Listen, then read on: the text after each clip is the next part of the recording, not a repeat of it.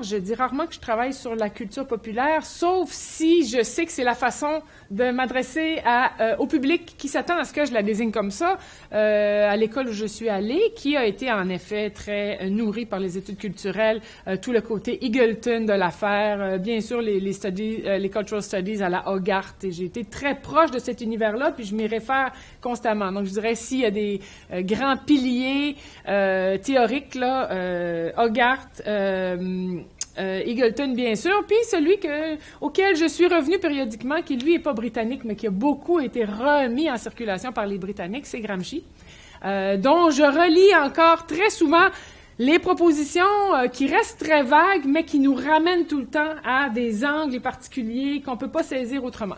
Donc, je ne parle pas de la culture populaire nécessairement, je parle des pratiques culturelles de grande consommation. Parce que c'est le succès qui est ma porte d'entrée dans ça, c'est ce qui me sert à déconstruire ma subjectivité. C'est qu'il y a un ensemble de personnes qui adhèrent à des objets culturels. Et donc là, c'est pas populaire parce que ça utilise certaines formes populaires. C'est pas suffisant pour moi, même si, bien sûr, je suis capable de reconnaître ces scénarios-là, ces formes-là, ces modalités d'inscription dans des formes, dans des pratiques. Je les reconnais, mais pour moi, ça fait pas d'une œuvre une œuvre populaire. Donc, c'est vraiment le succès et la grande consommation qui sert d'éclairage, et c'est ça, c'est là le côté Gramsci de l'affaire, qui sert à court-circuiter mes propres réflexes de qu'est-ce qui est intéressant. C'est-à-dire que là, je me mets dans une position extérieure, même si, bon, on pourrait discuter de ça aussi, j'ai mon rôle à jouer comme participante à cet ensemble-là de destinataires, de consommateurs, mais c'est ça qui me permet de me placer d'un autre point de vue et d'essayer de comprendre comment ça fait sens.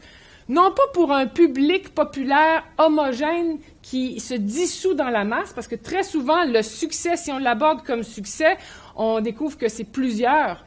sous-groupes, sous-ensembles de personnes qui se reconnaissent pour des raisons parfois semblables et parfois différentes. Donc, tout ça mis ensemble, le succès, je le conçois comme façon d'éclairer un phénomène par